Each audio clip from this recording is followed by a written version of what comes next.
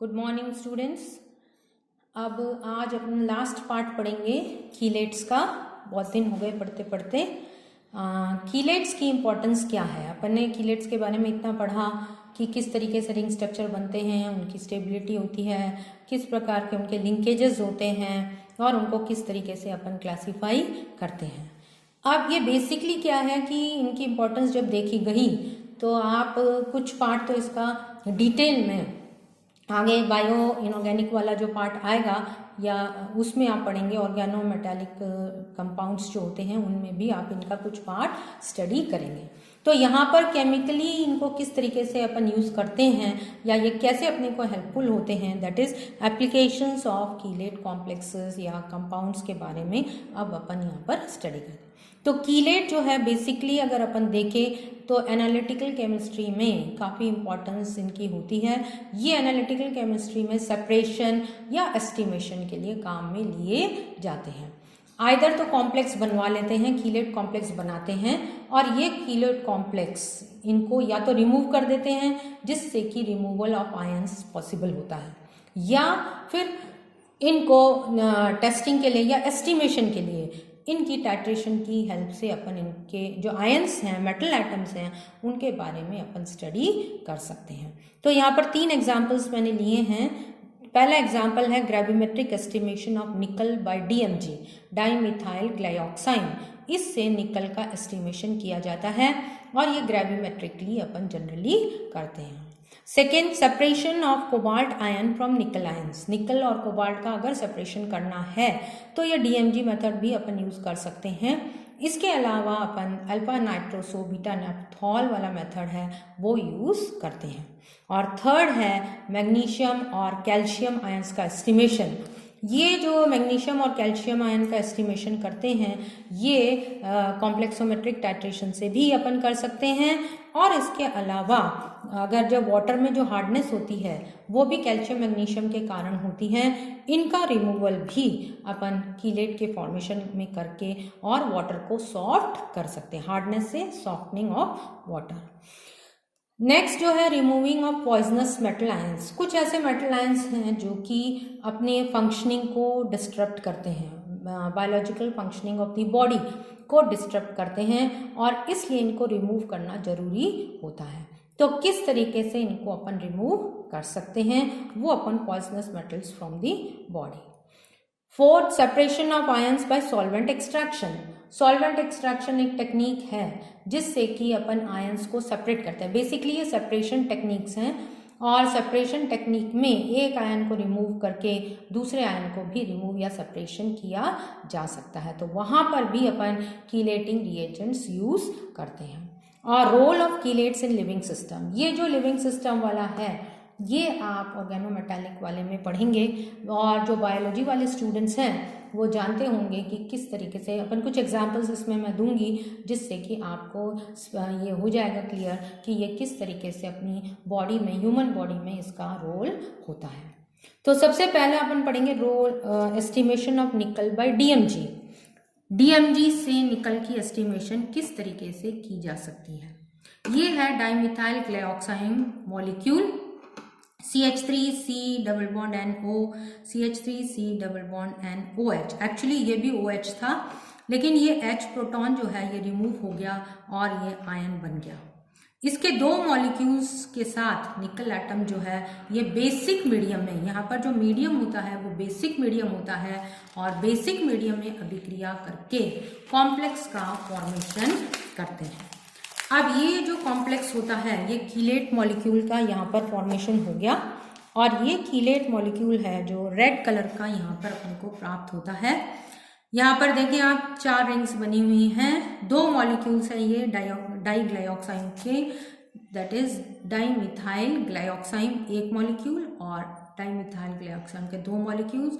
दोनों मॉलिक्यूल्स निकल के साथ इस तरीके से कॉम्प्लेक्स का कीलेट का फॉर्मेशन करते हैं। तो जब ये रेड कलर की प्रेसिपिटेट अपने को प्राप्त होती है तो निकल को अपन फिल्टर करके सेपरेट किया जा सकता है और इनका ग्रेविमेट्रिक एस्टिमेशन करते हैं। यही प्रोसेस अपन इसको कोबाल्ट से अलग करने में भी यूज कर सकते हैं। कोबाल्ट निकल अगर एक साथ उपस्थित होते हैं बेसिक मीडियम में निकल को प्रेसिपिटेट आउट करके और सिंटर्ड क्रूसिबल के द्वारा जनरली फिल्टर कर लिया जाता है। कोबाल्ट आयन का एस्टिमेशन बाद में किया जाता है। तो इस तरीके से कीलेट जो है वो ग्रेविमेट्रिक सेपरेशंस में या ग्रेविमेट्रिक एस्टिमेशंस में काम में लिए जाते हैं। सेकेंड, सेपरेशन ऑफ कोबाल्ट और निकल, ये एक मेथड था। ये दूसरा मेथड जो मैंने अभी आपको बताया था, अल्फा नाइट्रोसो बीटा नेफ्थॉल। ये है alpha nitroso beta naphthol. Naphthol में OH है, OH का H या प्रोटॉन ये सब्स्टिट्यूट हो जाएगा या निकल गया, रिप्लेस हो गया और ये अपने पास आयन बन गया। अब ये आयन जो है alpha nitroso beta naphthol ion जो बन गया है यहाँ पर, ये एसिडिक मीडियम में कोबाल्ट के साथ रिएक्शन करता है और रेड ब्राउन कलर का एक कॉम्प्लेक्स का फॉर्मेशन करता है। तो इस तरीके से ये एसिडिक मीडियम में अपन कोबाल्ट को निकल से सेपरेट कर सकते हैं। तो ये cobalt plus water plus O कहाँ से आया? अपना एटमॉस्फेयर से जो ऑक्सीजन आता है। कोबाल्ट 2+ आयन को 3+ में कन्वर्ट करते हैं और ये 3+ आयन इस अल्फा नाइट्रोसो बीटा नेफ्थॉल के साथ रिएक्शन करके कीलेट का फॉर्मेशन करते हैं। ये कीलेट जो है ये सॉलिड रूप में अपने को प्राप्त हो जाते हैं और इनको अपन सेपरेट कर सकते हैं। तो ये दोनों मेथड्स जो हैं ये अपन ग्रेविमेट्रिक मेथड में सेपरेशन के काम में लेते हैं, जिसमें निकल और कोबाल्ट का सेपरेशन होता है। थर्ड आ गया, जैसे कि मैंने बताया था, कैल्शियम और मैग्नीशियम के लिए कॉम्प्लेक्सोमेट्रिक टाइट्रेशन। इनको अपन कॉम्प्लेक्सोमेट्रिक टाइट्रेशन कहते हैं क्योंकि टाइट्रेशन के दौरान कॉम्प्लेक्स का फॉर्मेशन होता है, इसलिए इन टाइट्रेशंस को कॉम्प्लेक्सोमेट्रिक टाइट्रेशन कहा जाता है। यहाँ पर कौन सा रिएजेंट यूज करते हैं? EDTA, जो कि अपन ने पहले डिस्कस किया था, लास्ट टर्न पर भी डिस्कस किया था। तो यहाँ पर EDTA का कौन सा सॉल्ट लिया अपन ने? सोडियम डाइसोडियम सॉल्ट और EDTA H2। उस समय अपन ने HY-4 लिया था, आपको शायद ध्यान होगा, -4 एंड -3, जो कि पेंटाडेंटेट और हेक्साडेंटेट लिगैंड थी। अब ये दो डाइसोडियम सॉल्ट जो अपन ले रहे हैं ये, और इसका इंडिकेटर जो लेते हैं that is called as eriochrome black T, ये इंडिकेटर अपन यूज करते हैं। तो टाइट्रेशन में यहाँ पर जो है ये pH का बहुत इंपॉर्टेंस है। ये बेसिक मीडियम में रिएक्शन होती है और 10 pH पर इसकी रिएक्शन की जाती है, या ये जो टाइट्रेशन है उस पे pH जो है वो 10 मेंटेन करना होता है। सबसे पहले क्या होता है, ये EDTA जो कि अपन ने H3 हटा के D-3 ले लिया है, ये इंडिकेटर जो है मेटल एटम के साथ रिएक्शन करता है। कौन सी pH पे? 10 pH पे, और मेटल इंडिकेटर कॉम्प्लेक्स फॉर्म करता है। ये जो मेटल इंडिकेटर कॉम्प्लेक्स फॉर्म हुआ है ये रेड कलर का होता है, ठीक है। अब जब अपन टाइट्रेशन करेंगे तो धीरे धीरे EDTA जो है ब्यूरेट से कोनिकल फ्लास्क में ऐड करेंगे या इसमें ऐड करेंगे। तो जब अपन EDTA ब्यूरेट से इसमें ऐड करते हैं तो धीरे धीरे ये कॉम्प्लेक्स का फॉर्मेशन हो जाता है, मेटल और EDTA कॉम्प्लेक्स फॉर्म होने लगता है, और ये D-3 जो है, जो इंडिकेटर है, ये अलग होने लग जाता है। एंड पॉइंट पर ये मेटल और D में से इंडिकेटर कंप्लीटली डिसोसिएट हो जाएगा या निकल जाएगा, और D-3 जो कि ब्लू कलर का होता है वो अपना एंड पॉइंट पर आता है। मतलब क्या हुआ, मेटल और D के बीच में जो कॉम्प्लेक्स यहाँ पर बना था मेटल और इंडिकेटर के बीच में, ये डिसोसिएट हो जाएगा। मेटल एटम किसके साथ कॉम्प्लेक्स बनाएगा? EDTA के साथ, और ये D-3 जो है वो ब्लू कलर में अपने को प्राप्त होता है। तो एंड पॉइंट पर जो कलर चेंज आता है वो रेड से ब्लू में अपने को प्राप्त होता है। तो इस टाइट्रेशन से या कॉम्प्लेक्सोमेट्रिक टाइट्रेशंस भी एनालिटिकल केमिस्ट्री में कैल्शियम और मैग्नीशियम एस्टिमेशन के लिए बहुत यूजफुल होती है। अब सेकेंड पार्ट जो है सॉफ्टनिंग ऑफ वाटर। ये आपको पता ही है कि वाटर में हार्डनेस अगर होती है तो झाग नहीं आते और वाटर पीने के लायक भी नहीं रहता, तो उसमें हार्डनेस जो है वो जनरली कैल्शियम और मैग्नीशियम आयंस के कारण होती है। और ये बड़ी बड़ी फैक्ट्रीज और इंडस्ट्रीज में जब पानी गर्म होता है और उसमें अगर ये हार्ड वाटर हो तो इनकी स्केल्स बन जाती हैं, जो कि इनके दीवारों पर चिपक जाती है, बॉयलर्स की दीवारों पर चिपक जाती हैं। उसे अपन स्केलिंग कहते हैं। इस स्केलिंग को अवॉइड करने के लिए भी इनका कॉम्प्लेक्स EDTA के साथ किया जाता है या बनाया जाता है। तो जब मेटल EDTA के साथ कॉम्प्लेक्स बना लेते हैं तो ये जो कॉम्प्लेक्स बनता है ये वाटर सॉल्युबल होता है, और वाटर सॉल्युबल होने के कारण ये पानी के साथ बाहर निकल जाता है, इसलिए ये स्केलिंग को प्रिवेंट करता है।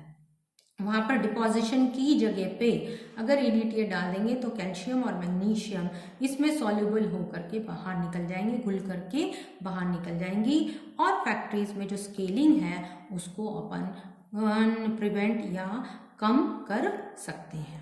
ठीक है, तो सॉफ्टनिंग ऑफ वाटर में भी कीलेट की इम्पोर्टेंस है।